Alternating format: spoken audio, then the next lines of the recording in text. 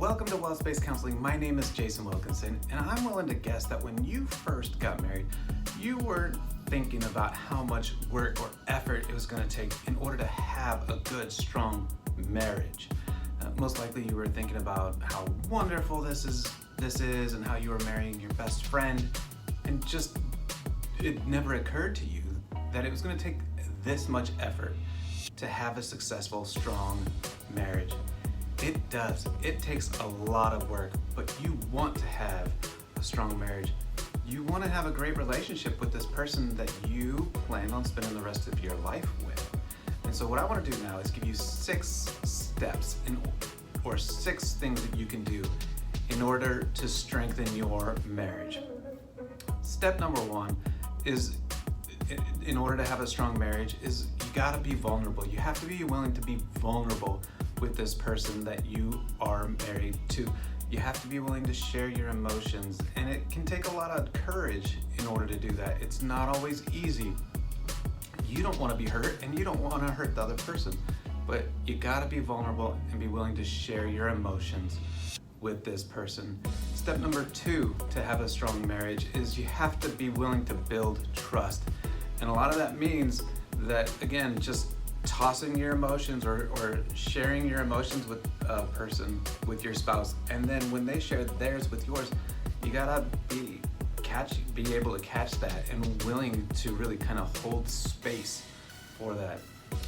In order to build trust, studies kind of show that you have to be fairly consistent in who you are and in your reactions 9 out of 10 times. So again, consistency is really valuable to building trust. Step number 3 is you want to be able to communicate well. And whether that is using iMessages, practicing active listening, whatever that may be, you want to be able to have good dialogue. Strong marriages have 2 people that are willing and able to communicate well. Step number 4 is you want to go on adventures.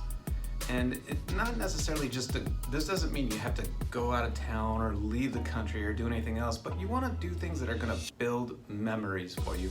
Those bonding experiences are so important, and people who have strong marriages have great bonding experiences. They go on adventures with each other, even if those adventures are just around the block. But they go and they build experiences. Step number 5 is you want to be intentional in your actions and not just reactive to what is going on.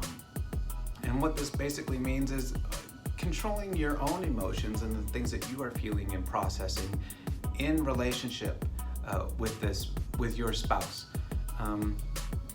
and not just being automatically reacting to what it is that they are saying to you or how they are behaving near you. When we are automatically reacting, we're usually not being intentional in how we want to talk to our spouse or in how we want to behave around our spouse. So being able to be intentional and not just emotionally react to circumstances.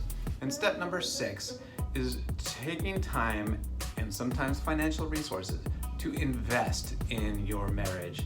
Marriage counseling would be one of those things, or one of the ways that you can invest in your marriage. Going on a marriage retreat would be a way to invest in your marriage. Going on dates, consistently dating your spouse is a way to invest in your marriage. So you want to do things or take steps to invest in your marriage. Hope you find these tips helpful. There's more tips and ideas that you can find on the blog at www.wellspacepdx.com/blog. For more tips and ideas, go there.